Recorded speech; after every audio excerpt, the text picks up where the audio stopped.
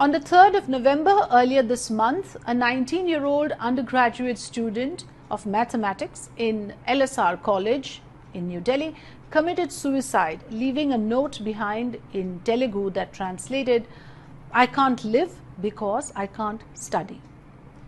Prior to that, another case of a BSc nursing student committed suicide, where it was later revealed that she could not cope up with the online courses since she had to share a smartphone with 2 other sisters, and she came from a marginal farmer's family.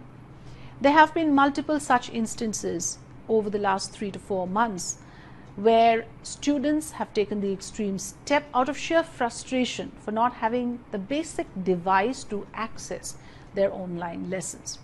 And that has now forced a rethink now on the issue of digital education. The digital divide in this country is too huge for such a system to work at this moment.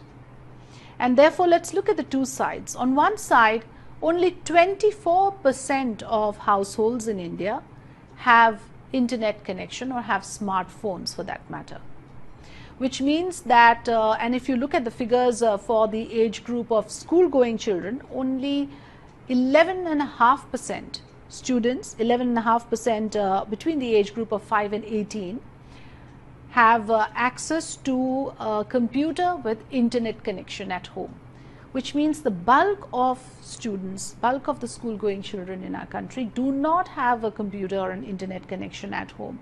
So how will they then access the digital education or online classes? They simply have fallen out of the spectrum, and either some of them have dropped out or the rest of them have just simply lost an academic year because of COVID. Under the circumstances, it's also important to note that on the other hand, this is an area which has tremendous potential, simply because digital education can in fact be a huge leveler in a country like ours, where people in rural areas cannot afford to send their children to big cities simply because parents cannot afford to pay for their education or for professional courses. This could actually make education accessible to a lot of underprivileged students.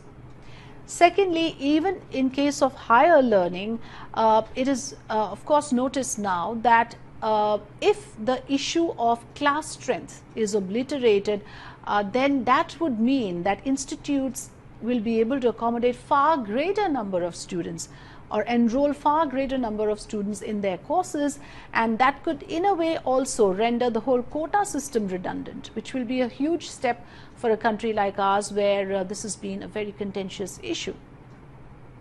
And there were many surveys done, and even a recent survey has revealed that even at the school level, 47% of school-going children have actually reported in this survey saying that they find online lessons to be more enriching and more enlightening. They are able to concentrate better. They are able to refer to course material after the class is over, which is very convenient. And they also say that the entire system, of course, has become far more transparent. And therefore, it does seem that this is an area which has got untapped potential. The education department, both at the center and the state, need to look into it to actually see if this can be made the norm, but it has to be done with a plan in place. It has to be done with a real intent. Then, of course, this would be a huge boon to those who are in a locationally disadvantageous position to access high quality or better quality of education. After all, right to education is a fundamental right. Therefore, digital education can make education available, accessible and affordable to a lot of people. Thanks for watching Two Sides with Afrida.